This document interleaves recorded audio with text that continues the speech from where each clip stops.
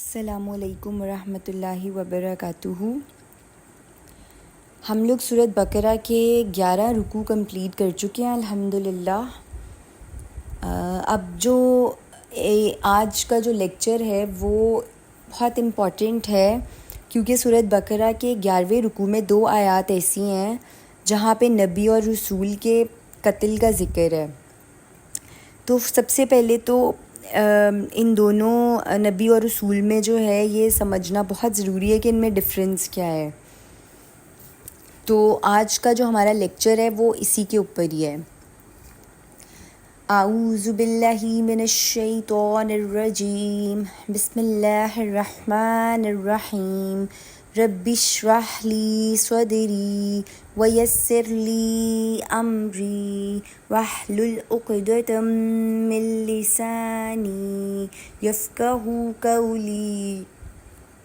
جی تو آج کا ہمارا ٹاپک ہے کہ نبی اور رسول میں کیا فرق ہے۔ نبی تو قتل ہو سکتا ہے لیکن رسول نہیں ہو سکتا۔ نبا سے ہے نبی، اس کا مطلب اہم خبر دینے والا، اللہ کی طرف سے غیب کا علم عطا ہوتا ہے، یعنی وحی آتی ہے اور وہ تمام لوگوں کو اطلاع دیتے ہیں۔ رسول کا کیا مطلب ہے؟ کسی کو پیغمبر بنا کر بھیجنا، کسی کی طرف کوئی پیغام بھیجنا۔ رسول خاص ہے اور نبی عام ہے۔ ہر رسول جو ہے وہ نبی ہیں، لیکن ہر نبی رسول نہیں ہے۔ اسی طرح یہ ایک اور ٹرم آتی ہے مومن اور مسلم، ان میں بھی فرق ہے۔ مومن خاص ہے، ہر مومن تو مسلم ہے، لیکن ہر مسلم مومن نہیں ہے، مسلم عام ہے۔ اور یہ بھی سمجھ لیں کہ نبی قتل ہو سکتا ہے لیکن رسول نہیں ہو سکتا۔ لیکن قرآن مجید میں 2 مقام ایسے ہیں جہاں پہ قتل کا جو لفظ ہے وہ رسولوں کے ساتھ بھی آیا ہے۔ ایک تو جو آیت ہم نے پچھلے لیکچر میں پڑھی تھی، آیت نمبر 87 سورۃ بقرہ کی، اور دوسری ہے سورۃ المائدہ کی آیت نمبر 70۔ اب آیت نمبر 87 میں جو بات ہے وہ سورۃ مائدہ کی آیت نمبر 70 میں بھی ہے۔ جیسے کہ میں نے آپ کو پہلے بھی بتایا تھا کہ اہم مضامین قرآن مجید میں 2 جگہ پہ ضرور آئے ہیں، کیونکہ ایک جگہ پہ کسی کی جو ہے وہ کم وضاحت ہے اور ایک جگہ پہ پھر اس کی ڈیٹیل ہے۔ تو جب نبی اور رسول ان کے لفظ علیحدہ علیحدہ آئیں گے تو ان کا مفہوم ایک ہو جاتا ہے، یکجا ہو جاتا ہے، ایک دوسرے کی جگہ استعمال ہو سکتے ہیں۔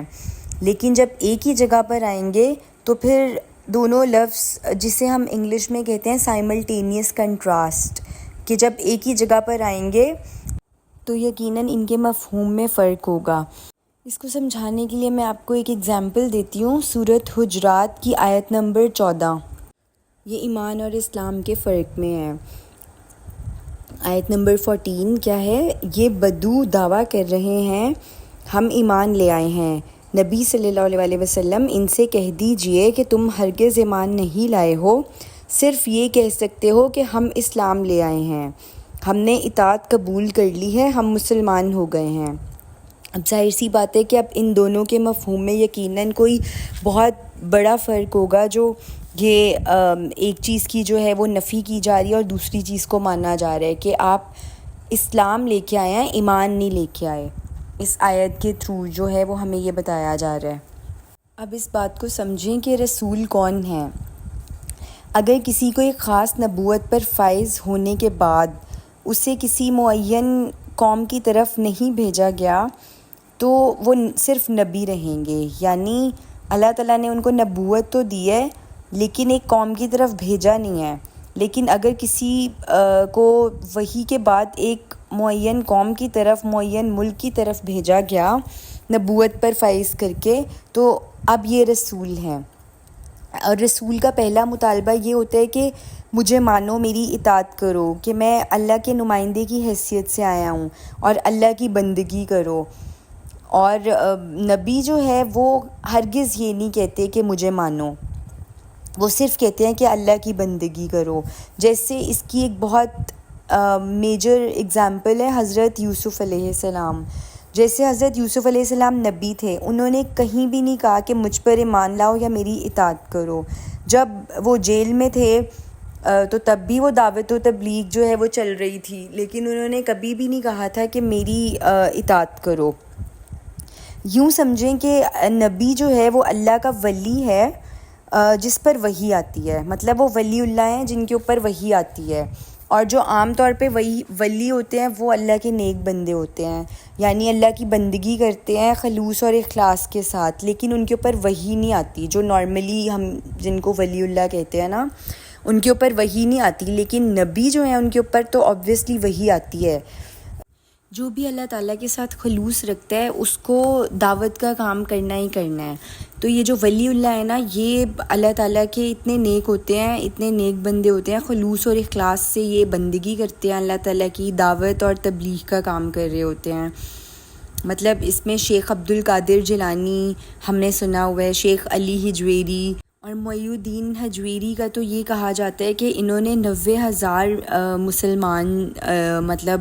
مسلمان ہوئے تھے، ان کے دور میں لوگ نا ایمان لائے تھے، انہوں نے اتنا خیر پھیلایا تھا۔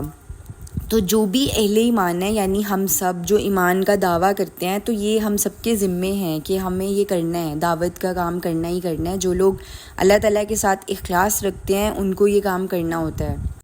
جس کا یقین جتنا پختہ ہوگا وہ اتنا ہی اس میں جان مارے گا۔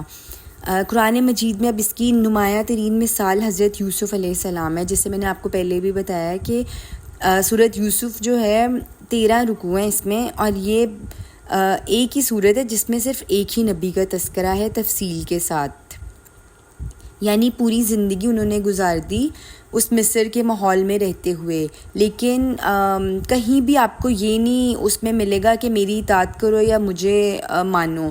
شروع میں اس میں کچھ آیات ہیں جو کہ انٹروڈکٹری ہیں، تمہیدی ہیں، اور آخر میں کچھ آیات ہیں جہاں پہ رسول صلی اللہ علیہ وسلم کی دعوت اور مکے والوں میں جو گفتگو تھی وہ اس کا تھوڑا سا ذکر ہے۔ باقی کی پوری صورت جو ہے وہ حضرت یوسف علیہ السلام کے حالات پر ہیں۔ تو وہ اللہ تعالیٰ کے ولی کی حیثیت سے تبلیغ کر رہے تھے، انہوں نے کہیں یہ نہیں کہا کہ مجھ پر ایمان لاؤ، میری اطاعت کرو۔ نبی ایک مرتبہ ہے اور رسالت ایک منصب ہے۔ رسالت میں معین قوم علاقے کی طرف اللہ کی نمائندے کی حیثیت سے بھیجا جاتا ہے، اور نبی، یہ جو میں نے آپ کو ایک اور بات بتائی تھی کہ نبی قتل ہو سکتے ہیں لیکن رسول قتل نہیں ہو سکتا۔ اب اس کو قرآن مجید میں اللہ تعالیٰ نے خود فرمایا ہے، یہ سورۃ المجادلہ کی آیت نمبر 21 ہے، اس میں اللہ تعالیٰ نے مطلب صاف صاف فرمایا ہے کہ لازماً غالب آئیں گے میں اور میرا رسول، یعنی رسول کی حفاظت کا ذمہ اللہ تعالیٰ نے خود لیا ہے۔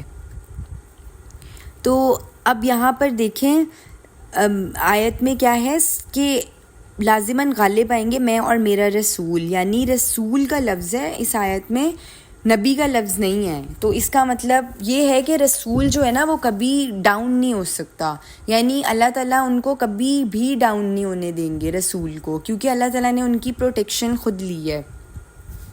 اسی طرح سورۃ صافات میں دیکھیں آیت نمبر 171 سے لے کے 173، یہاں پر یہ جو اللہ تعالیٰ کا قانون ہے یہ مزید وضاحت کے ساتھ آیا ہے۔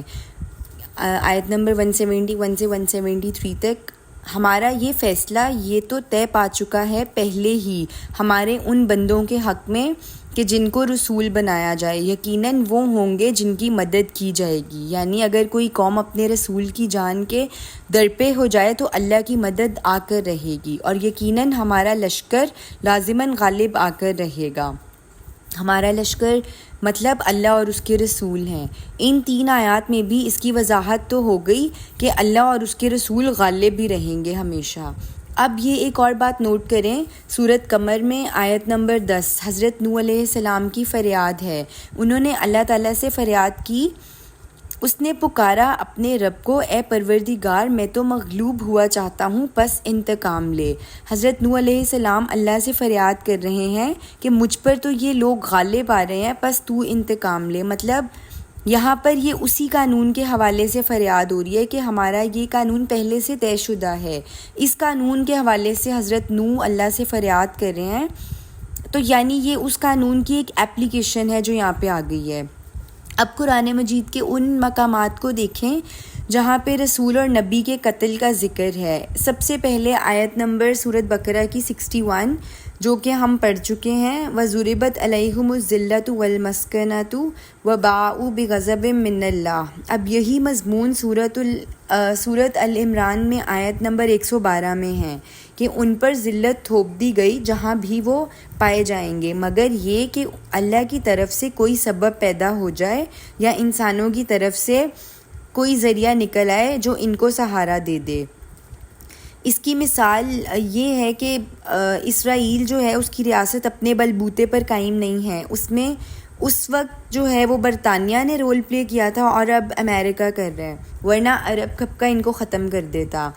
اب اس آیت میں ورڈ ہے وَيَقْتُلُونَ الْأَنْبِيَاءَ بِغَيْرِ حق، اور وہ نبیوں کو ناحق قتل کرتے رہے۔ سورہ العمران آیت نمبر 181 دیکھیں، اللہ تعالیٰ نے سن لیا ہے ان لوگوں کا قول کہ جنہوں نے کہا کہ اللہ تو فقیر ہے، وہ لوگوں سے کہتا ہے کہ قرض حسنہ دو، میری مدد کرو، اور ہم مالدار ہیں۔ اللہ تعالیٰ اب ان سے کہہ رہے ہیں کہ ہم لکھ لیں گے جو کچھ انہوں نے کہا ہے، ہم لکھ لیں گے۔ اس میں بڑا اللہ تعالیٰ کا غضب ہے، یعنی یہ نہ سمجھیں کہ ان سے پوچھا نہیں جائے گا، اور انہوں نے ناحق نبیوں کو قتل کیا، اس کو بھی ہم لکھ لیں گے۔ اسی طرح سورۃ نساء آیت نمبر 155، پھر ان کے ساتھ جو کچھ ہوا وہ اس لیے کہ انہوں نے اپنا عہد توڑا، اللہ کی آیتوں کا انکار کیا، انبیاء کو ناحق قتل کیا۔ پھر سورہ ال عمران آیت نمبر 21 میں بھی نبی کے قتل کا ذکر ہے۔ اب اس رول کو دیکھیں کہ اگر نبی اور رسول کا لفظ ایک دوسرے کے مقابلے میں آئے گا تو وہ ہوگی بہت ہی فیصلہ کن بات، یعنی سورہ ال عمران میں حضرت یحییٰ اور حضرت عیسیٰ علیہ السلام کا ذکر ہے۔ یہ سورہ مریم میں بھی ہے۔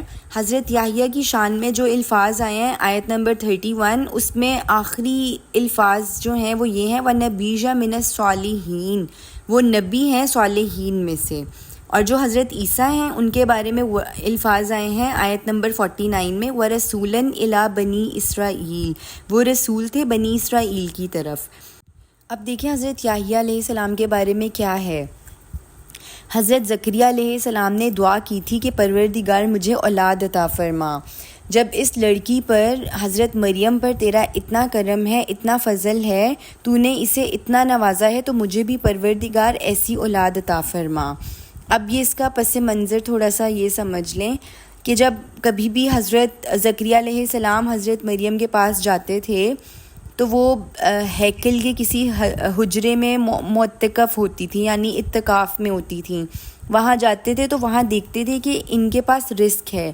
اب اس رزق کے دو مفہوم کیے گئے ہیں۔ پہلا تو یہ کہ بغیر موسم کے وہاں پر میوے موجود ہیں، کہیں پورے شہر میں وہ میوے دور دور تک موجود نہیں ہیں، لیکن حضرت مریم کے پاس وہ میوے ہیں۔ دوسرا مفہوم یہ ہے کہ رزق سے مراد حکمت اور فہم ہے۔ یہ بہت بڑا رزق ہے اگر اللہ تعالیٰ کی طرف سے کسی کو عطا ہو جائے، یعنی فہم اور حکمت دونوں کے اعتبار سے۔ جب حضرت زکریا نے دیکھا کہ مریم پر اللہ تعالیٰ کی یہ عنایتیں ہیں اور اس طریقے سے اللہ تعالیٰ نے اسے نوازا ہے، تو کہتے ہیں اسی وقت، جیسے ہم کہتے ہیں نا دیر اینڈ دین، فوراً اسی وقت ان کے اندر یہ کیفیت پیدا ہوئی، تو انہوں نے پکارا اپنے رب کو، پروردگار مجھے بھی ایسی ہی پاکیزہ اولاد عطا فرما، یقیناً تو دعا کا سننے والا ہے۔ اس کا ذکر سورۃ مریم میں زیادہ ڈیٹیلڈ ہے۔ حضرت زکریا بہت بوڑھے ہو چکے تھے اور ان کی اہلیہ ساری عمر بانجھ رہی تھی، لیکن اس کے باوجود انہوں نے دعا کی۔ اللہ تعالیٰ سے دعا کرنے میں کوئی چیز ہمیں منع نہیں ہوتی، اس لیے کہ یہ دنیا کے اسباب اللہ تعالیٰ کے قبضہ قدرت میں ہیں۔ اللہ تعالیٰ ان کا پابند نہیں ہے، اللہ تعالیٰ تو جو چاہتا ہے وہ کر سکتا ہے۔ تو پکارا انہیں فرشتوں نے جبکہ وہ کھڑے ہوئے تھے اپنے حجرے میں اور نماز پڑھ رہے تھے۔ اب یہاں حضرت یحییٰ کا ذکر ہے۔ اللہ آپ کو بشارت دیتا ہے آپ کی دعا قبول ہو گئی، تو مبارکباد ہو کہ اللہ تعالیٰ نے آپ کی دعا کو قبول فرمایا، اور اللہ کی طرف سے ہم بشارت دے رہے ہیں وہ تصدیق کرتے ہوئے آئے گا اللہ کے کلمے کی۔ یہاں اللہ کے کلمے کی سے مراد ہے یعنی حضرت مسیح علیہ السلام جو اللہ کا کلمہ ہے، ان کی وہ تصدیق کریں گے اور سید ہوں گے۔ سید مطلب عالی رتبہ ہوں گے، اور زہد اور دنیا کی لذتوں سے کنارہ کشی کریں گے، اور وہ نبی ہوں گے صالحین میں سے۔ اور تاریخی اعتبار سے آپ کو پتہ ہے کہ حضرت یحییٰ علیہ السلام کو قتل کر دیا گیا تھا، اور وہ یہ تھا کہ اس وقت کے جو یہودی تھے، جو یہودی بادشاہ تھا اس وقت کا، اس نے ایک بہت ہی حرام حرکت کی تھی، اس نے اپنی بہن کو اپنے نکاح میں لیا ہوا تھا، تو اس پر حضرت یحییٰ نے ان کے اوپر شدید تنقیدیں کیں۔ اب ظاہری بات ہے، یہ تو ہمارا ہر صاحب ایمان کا فرض ہے کہ وہ امر بالمعروف و نہی عن المنکر، کہ وہ نیکی کا حکم دے اور برے کاموں سے روکے۔ تو وہ جیل میں تھے، اور ایک جو ہے پرابیبلی ایک ڈانسر تھی ناچنے والی، اس کی فرمائش پر حضرت حضرت یحییٰ کا سر قلم کر کے اس کے سامنے پیش کیا گیا۔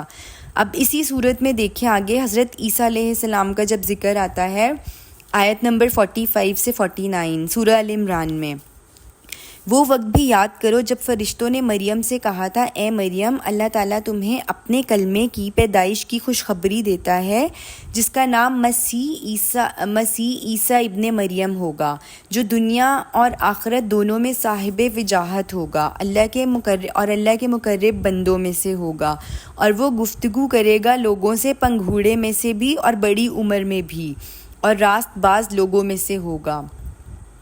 اور کہتے ہیں مطلب تقریباً 33 سال کی عمر میں تقریباً حضرت عیسیٰ کو جو ہے وہ اٹھا لیا گیا تھا۔ تو مریم نے کہا، آیت کنٹینیو، مریم نے کہا، پروردگار مجھ سے لڑکا کیسے پیدا ہو جائے گا جبکہ مجھے کسی بشر نے چھوا تک نہیں؟ اللہ نے فرمایا، اللہ اسی طرح جس کو چاہتا ہے پیدا کرتا ہے، جب وہ کوئی کام کرنے کا فیصلہ کر لیتا ہے تو صرف اتنا کہتا ہے کہ ہو جا، پس وہ ہو جاتا ہے۔ اور وہی اللہ اس کو یعنی عیسیٰ ابن مریم کو کتاب و حکمت اور توریت و انجیل کی تعلیم دے گا، اور اسے بنی اسرائیل کے پاس رسول بنا کر بھیجے گا۔ یہ فرق ہے اصل میں حضرت یحییٰ اور حضرت عیسیٰ کے درمیان۔ اور دیکھیں حضرت یحییٰ جو تھے وہ نبی تھے، وہ قتل ہو گئے، اب اللہ کی قدرت ان کو بچا بھی سکتی تھی، اور اسی طرح حضرت عیسیٰ جو ہیں وہ قتل نہیں ہو سکتے تھے کیونکہ وہ رسول تھے۔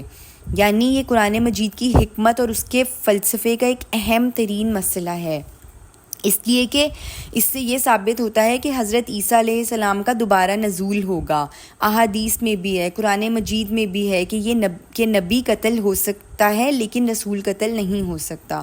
سورۃ نساء کی آیت نمبر 157 اور 158 میں دیکھیں، اور یہ کہا، ہم نے اللہ کے رسول مسیح ابن مریم کو قتل کر دیا تھا، حالانکہ نہ انہوں نے عیسیٰ کو قتل کیا تھا نہ انہیں سولی دے پائے تھے، بلکہ انہیں اشتباہ ہو گیا تھا۔ اشتباہ مطلب شک، یعنی انہوں نے کسی اور شخص کو حضرت عیسیٰ سمجھ کر اسے سولی پر چڑھا دیا تھا۔ حضرت عیسیٰ کو تو اللہ تعالیٰ نے اپنی حکمت سے اوپر اٹھا لیا تھا۔ اب اس آیت میں یہ جو ہے نا رسول اللہ کا لفظ، کہ ہم نے اللہ کے رسول ابن مریم کو قتل کر دیا تھا، یہ جو الفاظ ہیں نا یہ اللہ تعالیٰ کی طرف سے ہیں، یعنی یہ یوں ہیں کہ ان کا یہ کہنا کہ انہوں نے اللہ کے رسول کو قتل کر دیا ہے جبکہ اللہ کا رسول تو قتل ہو ہی نہیں سکتا، اس لیے کہ اگر یہود حضرت عیسیٰ علیہ السلام کو اللہ کا رسول مانتے تو پھر جھگڑا ہی ختم تھا۔ یعنی یہ آیت جو ہے جس کے میں آپ کو ٹرانسلیشن بتا رہی ہوں کہ سورۃ نساء کی آیت نمبر 157 اور 158، اس میں یہ ہے کہ ہم نے اللہ کے رسول مسیح ابن مریم کو قتل کر دیا تھا۔ یعنی یہ الفاظ جو ہیں یہ یہود کی طرف سے نہیں ہیں، یہ اللہ تعالیٰ کی طرف سے الفاظ ہیں، کہ کیونکہ یہود تو حضرت عیسیٰ کو مانتے ہی نہیں تھے، وہ تو اللہ کا رسول ہی نہیں مانتے تھے، ان کو تبھی تو مانتے نہیں تھے، تو انہوں نے ان کو سولی پر چڑھانے کی کوشش کی، قتل کرنے کی کوشش کی۔ تو یہ جو رسول کا ورڈ آ رہا ہے نا اس آیت میں کہ ہم نے اللہ کے رسول مسیح ابن مریم کو قتل کر دیا تھا، یہ یوں سمجھیں کہ یہ یوں ہے کہ اللہ تعالیٰ یوں کہہ رہے ہیں کہ اللہ تعالیٰ کی طرف سے ہے کہ ان کا یہ کہنا تھا کہ انہوں نے اللہ کے رسول کو قتل کر دیا جبکہ اللہ کا رسول تو قتل ہو ہی نہیں سکتا، اس لیے کہ اگر یہود حضرت عیسیٰ کو اللہ کا رسول مانتے تو پھر تو جھگڑا ہی ختم تھا، وہ پھر تو ان پر ایمان لاتے اور ان کی پیروی کرتے، لیکن انہوں نے تو کہا کہ یہ جادوگر ہے، یہ جنوں بھوتوں کا سردار ہے، یہ معجزے جن بھوتوں کی مدد سے کر رہا ہے اور ہمیں دکھا رہا ہے۔ یعنی رسول اللہ کا جو ورڈ ہے وہ اللہ تعالیٰ کی طرف سے کہا جا رہا ہے، یہود کی طرف سے نہیں، اس کو نوٹ کر لیں، یہ بہت امپورٹنٹ ہے۔ تو رسول قتل نہیں ہو سکتا۔ دونوں کا ذکر سورۃ مریم میں بھی ایک ساتھ آ رہا ہے اور سورہ آل عمران میں بھی ایک ساتھ آ رہا ہے۔ تو نہ انہوں نے اسے قتل کیا اور نہ سولی چڑھایا، بلکہ ان کے لیے ایک مشابہت پیدا کر دی گئی، یوں سمجھیں ایک صورت بنا دی گئی۔ اس چیز پر معاملے پر یعنی اس معاملے میں جو مفسرین تھے وہ بہت زیادہ وہ تھے کہ کیا ہوا، یہ کیا معاملہ ہوا، قرآن مجید سے معلوم نہیں ہوتا، مطلب یہ کیسے شک میں ڈال دیا گیا کہ وہ سولی پر چڑھے تھے کہ نہیں چڑھے تھے، کیونکہ قرآن کہتا ہے کہ ان کو سولی دی ہی نہیں گئی، تو کون سولی پر چڑھا؟ تاریخ تو یہ ثابت کر رہی ہے کہ سولی پر کوئی چڑھا تھا۔ پھر بڑی ان کی صلیبی جنگیں بھی ہوئی تھیں، یعنی کروسیڈز جن کو ہم کہتے ہیں، religious wars between Christians and Muslims. انہوں نے مسلمانوں کے ساتھ صلیبی جنگیں لڑیں۔ اب کویسچن ایک تھا ذوالقرنین کون تھا؟ ان سے اصل میں ایران کی عظمت کا آغاز ہوا تھا۔ یہ جو ذوالقرنین تھا، ایران میں ایک شخصیت ابھری تھی، ان کا مجسمہ دریافت ہوا تھا کھدائی پر، اور اس مجسمے میں 2 سینگ بھی لگے ہوئے تھے۔ اب یہود کی ان کے ساتھ کیا دلچسپی تھی وہ بھی سمجھ لیں کہ عراق کا بادشاہ تھا جس نے حملہ کیا فلسطین کے اوپر۔ اب مڈل ایسٹ کو سامنے رکھیں، میڈیٹرینین کے بالکل ساتھ ہے شام کا ملک، اور شام کا ہی ایک علاقہ ہے فلسطین۔ اس وقت فلسطین، اسرائیل، اردن، ویسٹ بینک، لبنان، یہ سب مل کر شام عرب بنتے ہیں۔ اب یہ پورا کا پورا شام ہے۔ پھر اس کے مشرق میں، شام کے مشرق میں جو ہے وہ عراق ہے، اس کے مشرق میں پھر ایران ہے۔ عراق کے بادشاہ نے حملہ کیا تھا یروشلم پر، تباہ و برباد کر دیا اور یہودیوں کو قیدی بنا کر لے گئے۔ اب کیپٹیوٹی کا یہ جو دور تھا ان کے اوپر، یہ آلموسٹ 150 ایئرس تھے۔ اس عرصے میں ایران میں ایک شخصیت ابھری جس کو تاریخ میں سائرس بھی کہا جاتا ہے، یعنی یہ ذوالقرنین کو کہہ رہے ہیں یہ سائرس۔ اس نے پھر فتوحات کا دائرہ شروع کیا، تو سب سے پہلے عراق کو فتح کیا، بیبیلونیا کو، اور یہاں پر کیپٹیوز تھے یہودی، ان کو اجازت دے دی، یعنی جب وہ بیبیلونیا اس نے فتح کر لیا تو پھر وہاں پر یہودی تھے، وہ اسیر تھے یعنی کیپٹیو تھے، تو انہوں نے پھر ان کو کہا، یہودیوں کو ذوالقرنین نے اجازت دی کہ تم واپس جاؤ اپنے شہر یروشلم، جا کر آباد ہو جاؤ اور وہاں پر اپنا ملک دوبارہ سے آباد کرو۔ تو یہ محسن ہیں ان کے۔ تب جا کر ان یہودیوں کی فلسطین میں واپسی ہوئی تھی، اس لیے یہودی انہیں اپنا بہت بڑا محسن مانتے ہیں۔ یہی وجہ ہے کہ یہودیوں کے سکھانے پر اہل مکہ نے حضور صلی اللہ علیہ وسلم سے پوچھا تھا ذوالقرنین کون تھا، جس کا سورۃ کہف میں تفصیل سے ذکر ہے۔ اب یہ حقائق ہیں جو منکشف ہو رہے ہیں۔ جب حضرت مسیح علیہ السلام کے خلاف یہودی عدالت نے قتل کا فتویٰ ثابت کر دیا، اصل میں اس وقت حکومت رومیوں کی تھی، لیکن انہوں نے انہیں آٹونومی دے رکھی تھی کہ اپنے مذہبی معاملات تم خود طے کر سکتے ہو۔ یہ ساری تفاصیل نہ قرآن میں ہیں نہ احادیث میں، تو یہ انجیل میں ہیں۔ کون سی انجیل میں؟ برناباس انجیل میں، یعنی gospel of the lord according to saint Barnabas. یہ جو سینٹ برناباس تھا یہ بھی حواریین مسیح میں سے تھے، لیکن عیسائی ان کی بائبل کو تسلیم نہیں کرتے، مطلب کینونیکل نہیں مانتے۔ 104 انجیلیں تھیں ٹوٹل، جن میں سے 4 چنی تھیں انہوں نے، میتھیو، مارک، لیوک، جان۔ اب یہ 4 انہوں نے چن لی تھیں، تو یہ اس کو وہ تسلیم کرتے تھے کہ یہ ہیں کینونیکلز، باقی 100 کو وہ تسلیم نہیں کرتے تھے۔ تو یہ جو برناباس کی انجیل ہے یہ ان میں سے ایک تھی جس کو وہ تسلیم نہیں کرتے تھے۔ یہ ساری تفصیل اس میں ہے کہ اللہ تعالیٰ نے اس شخص کی شکل بدل دی تھی، جس نے حواریوں میں سے جو ایک غدار تھا اس کی شکل بدل دی تھی حضرت مسیح علیہ السلام کی شکل سے۔ وہ گرفتار ہوا تھا اور سولی پہ چڑھا تھا۔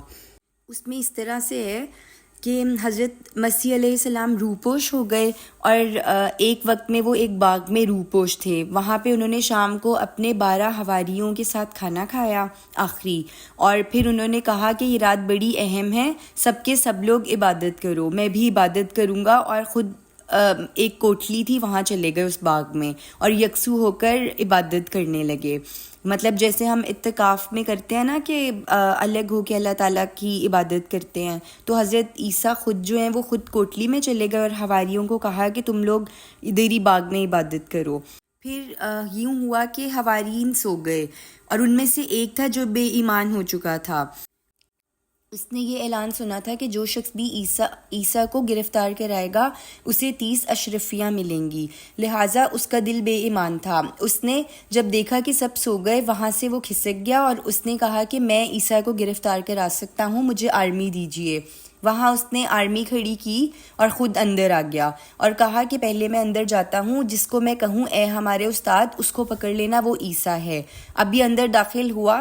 جیسے ہی یہ حضرت مسیح علیہ السلام کی کوٹلی میں داخل ہوا, عین اسی وقت اللہ تعالیٰ نے اس کی شکل بدل دی, حضرت مسیح کی شکل بنا دی, اور اسی وقت چھت پھٹی اور 4 فرشتے آئے اور حضرت مسیح علیہ السلام کو لے کر آسمان پر گئے. یہ گھبرا کر باہر نکلا. تو جب یہ گھبرا کر باہر نکلا تو وہ جو 11 حواری بھی تھے وہ بھی جاگ اٹھے اور سپاہی بھی اندر داخل ہو گئے. اب ان حواریوں میں سے ایک نے کہا اے ہمارے استاد کیا معاملہ ہے؟ تو انہوں نے آرمی جو تھی انہوں نے اس کو پکڑ لیا, گرفتار کر دیا اور اس کو سولی پہ چڑھا دیا. تو اس کو جو ہے وہ اس کی غداری کی سزا ملی. تو یہ جو پوری ڈیٹیل ہے یہ ہے انجیل میں, برناباس کی انجیل میں. اس واقعے کی تفصیل نہ تو قرآن پاک میں ہے اور نہ ہی حدیث میں. آگے آیت کنٹینیو. اور نہیں قتل کیا انہوں نے اس کو ہرگز, بلکہ اللہ تعالیٰ نے ان کو اٹھا لیا اپنی جانب, اور اللہ تعالیٰ عزیز ہے حکیم ہے, یعنی زبردست ہے حکیم ہے. اب یہ پورا فلسفہ قرآن مجید کا ثابت کر رہا ہے کہ رسول قتل نہیں ہو سکتا. تو سورہ بقرہ کی آیت نمبر 87 اور سورہ مائدہ کی آیت نمبر 70, یہاں رسول سے مراد نبی ہیں, کیونکہ یہاں پہ تقابل نہیں ہے نبی اور رسول کا, بلکہ صرف رسول کا لفظ آیا ہے. تو یہاں لفظ رسول نبی کے معنی میں ہے.